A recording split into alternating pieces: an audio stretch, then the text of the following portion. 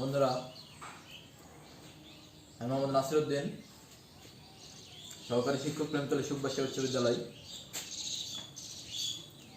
প্রথমবারের মতো আমি অনলাইনে ক্লাস নেওয়ার জন্য তোমাদের সামনে এসেছি। আজকে আমি তোমাদের সামনে উপস্থিত হয়েছি ক্লাস 6-এর ইংরেজি ফার্স্ট পেপার ক্লাস নেওয়ার জন্য। আজকে ক্লাস 6-এর ইংরেজি ফার্স্ট পেপারের টেক্সট বুক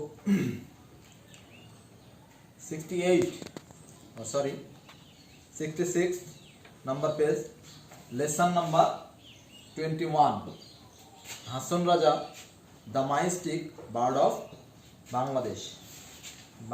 হাসন রাজা বাংলাদেশের একজন মরমী কবি। তো এখানে ক্লাসটা হয়তো একটা ভিডিও ক্লাসে পুরোটা ক্লাসটা হয়তো সেভাবে তোমাদেরকে হয়তো বোঝানো যাবে না, তবে চেষ্টা করছি আমি যতটুকু পাচ্ছি আমার অবস্থান থেকে আমি ততটুকু তোমাদেরকে বোঝানোর চেষ্টা করছি। তো চলো এবার তাহলে লেসন 21 এর রিডিংটা একটু পড়ে দেখি। Hason Raja was born in 1854 in a wealthy landlord's family in Sylhet. Hason Raja 1854 সালে সিলেটের একটি জমিদার পরিবারে জন্মগ্রহণ করে। He did not receive much formal education, মানে সে ততটা আধুনিক শিক্ষা গ্রহণ করতে পারেনি।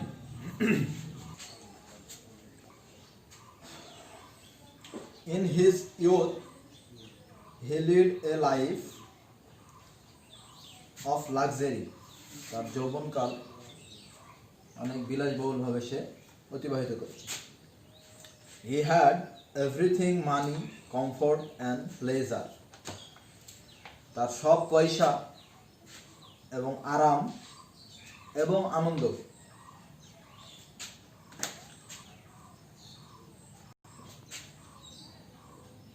At one time he understood that all these are meaningless. এক সময় তার এত টাকা পয়সা থাকা সত্ত্বেও সে রিয়েলাইজ করলো বা বুঝতে পারলো যে তার এত টাকা পয়সা আছে, তার সবকিছুই অর্থহীন। He gave away all of these properties. সে এক সময় তার সম্পত্তিগুলো ত্যাগ করলেন। সে শুরু করলো to think, চিন্তা, deeply, মানে সে শুরু করলো গভীরভাবে চিন্তা করতে, about the creator, স্রষ্টা সম্পর্কে, about life, জীবন সম্পর্কে, death and mankind, মানে মানব জাতির মৃত্যু সম্পর্কে,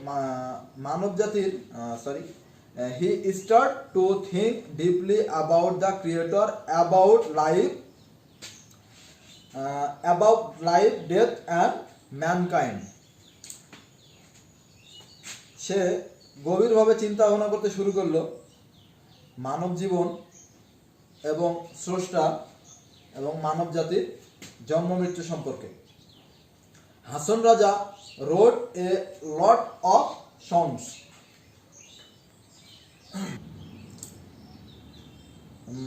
Hason Raja wrote a lot of songs. সে অসংখ্য গান লিখেছেন, perhaps about 1000 in number, সম্ভবত প্রায় 1000 সংখ্যার উপরেও সে গান লিখেছে। His book called Hasan Udas was published in 1960. Hasan উদাস নামে 1906 সালে একটি বই প্রকাশিত হয়। The book had 206 songs in it. বইটিতে 200-টিরও বেশি গান ছিল। In his songs, Hasan called himself Crazy Hasan Raja or the পাগলা হাসন রাজা। তার সেই গানে সে নিজেকে পাগলা হাসান রাজা নিজেকে তুলে ধরেছেন। বন্ধুরা, আমি মোটামুটি লেসনটা পড়েছি। এখন এখান থেকে কিছু নতুন ওয়ার্ড আমি তোমাদের সামনে তুলে ধরবো। সেগুলো সম্পর্কে তোমরা সেটাকে নিয়ে বাসায় পড়বে, এটা থেকে ভিডিওটা দেখে বাসায় পড়বা। এবং যে নতুন ওয়ার্ডগুলো আমি তোমাদের সামনে দেবো, হয়তো কারোর কাছে মানে নিউ নাও হতে পারে, নতুন নাও হতে পারে, অনেকে হয়তো এটা সম্পর্কে জানো। তারপরেও যারা জানো তারা আবার পড়বা, যারা না জানো তারা সেটা দেখে শিখে নেবে। তাহলে বন্ধুরা, চলো আমরা কিছু নতুন ওয়ার্ড শিখি।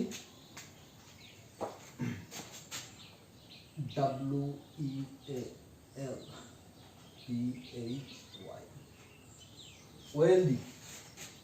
ওয়েলদি মানে হচ্ছে বিত্তবান।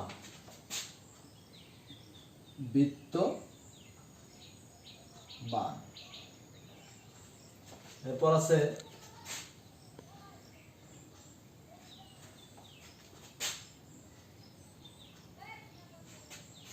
ল্যান্ডলর্ড।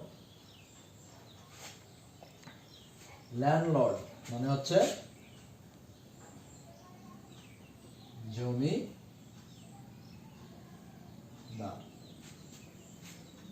এরপরে তো এডুকেশন মানে মোটামুটি সবাই জানো, তারপরে এডুকেশন মানে দিদি এডুকেশন।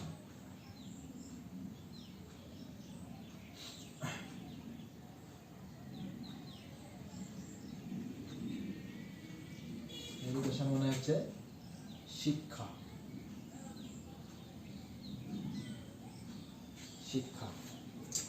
এন্ড দেন ইয়ুথ মানে সবাই জানো, তারপরে দিন UTH।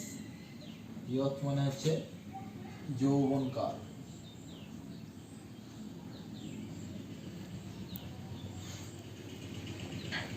যৌবন। তো আমি এগুলা মিশিয়ে দিলাম, যেহেতু আমার স্পেস কম এই কারণে।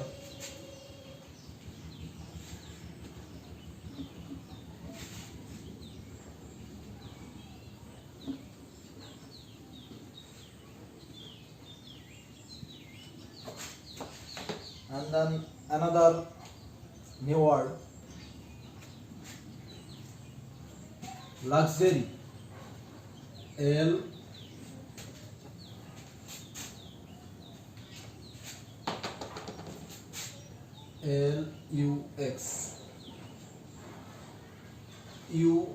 LUXURY। লাক্সারি মানে হচ্ছে বিলাসবহুল।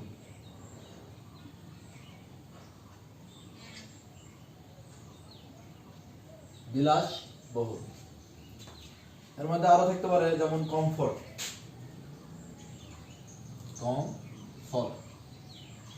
কমফোর্ট মানে হচ্ছে আয়েশ, আরাম, আয়েশ, আরাম, আয়েশ। কমফোর্ট মানে হচ্ছে আরাম, আয়েশ। তারপরে প্লেজার।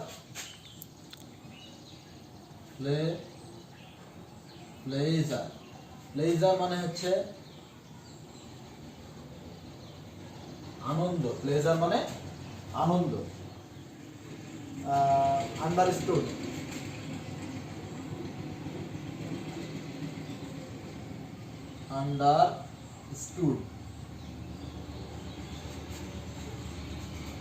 আন্ডারস্টুড মিন হচ্ছে বুঝতে পারা বা বোঝা।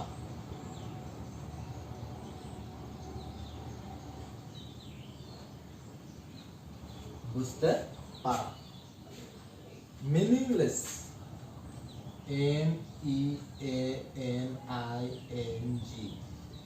MEANINGLESS। মিনিংলেস মানে হচ্ছে অর্থহীন। চলো আবার আমরা দেখে নিই কি কি ওয়ার্ড গুলো লিখেছি। লাক্সারি মানে হচ্ছে বিলাসবহুল। কমফোর্ট আরাম, আয়েশ। প্লেজার আনন্দ। আন্ডারস্টুড বুঝতে পারা। মিনিংলেস অর্থহীন। আরো কিছু নতুন ওয়ার্ড আছে কয়েকটি, আমরা সেই নতুন ওয়ার্ডগুলি একটু অ্যাড করবো একসঙ্গে।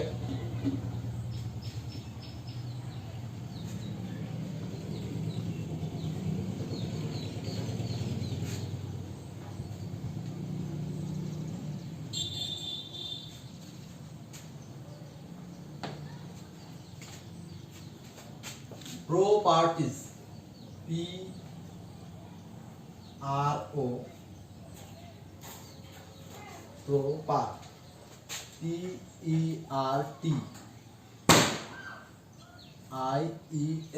প্রপার্টিজ মানে হচ্ছে সম্পদ।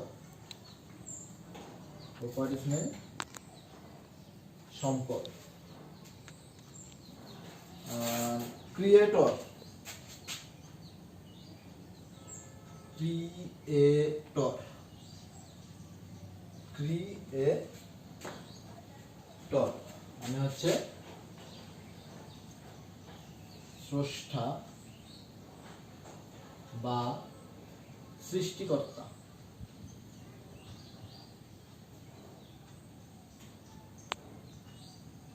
সৃষ্টিকর্তা। Mankind,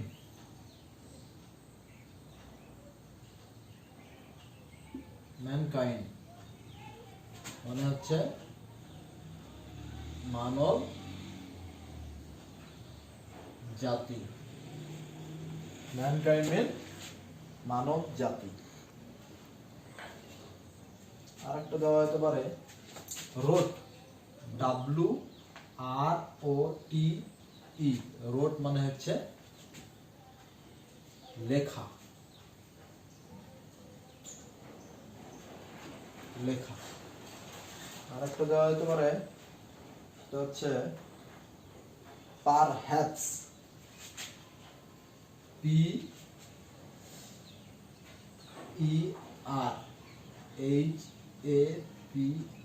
perhaps.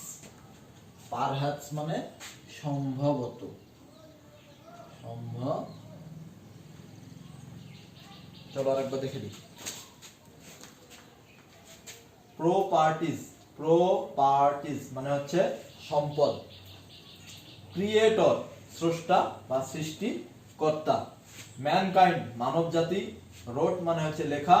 পারহ্যাপস মানে সম্ভবত। তো আমরা মোটামুটি কিছু নতুন ওয়ার্ড তোমাদের সামনে দিয়েছি। সেই নতুন ওয়ার্ডগুলো তোমরা বাসায় পড়বা।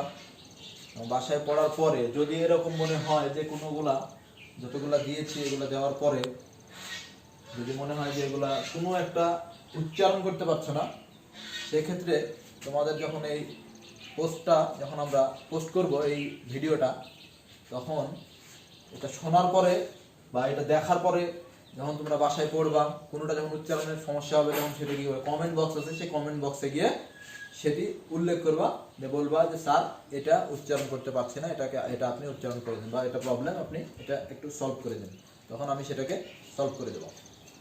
তো ঠিক আছে, আজকের মতো তোমাদেরকে এই ওয়ার্ডগুলো দিলাম। তারপরেও যদি তোমাদের কাছে এরকম মনে হয়, বাসায় তোমরা এই প্যাসেজটা আবার পড়বা ভালো করে। বাসায় এই প্যাসেজটা পড়ার পরে যদি মনে হয় যে আমি যেগুলো ওয়ার্ড দিয়েছি এই ওয়ার্ডগুলো দেওয়ার বাইরেও যদি নতুন কোনো ওয়ার্ড মনে হয় যে তোমাদের কাছে এগুলো আননোন, তোমরা জানো না, সেই ওয়ার্ডগুলো তোমরা কমেন্ট বক্সে লিখবা। তাহলে আমি কি করব, ওই ওয়ার্ডগুলো আমি তোমাদেরকে অ্যান্সার করে দেব। এখন চলো যে একটা প্রশ্ন করা যাক।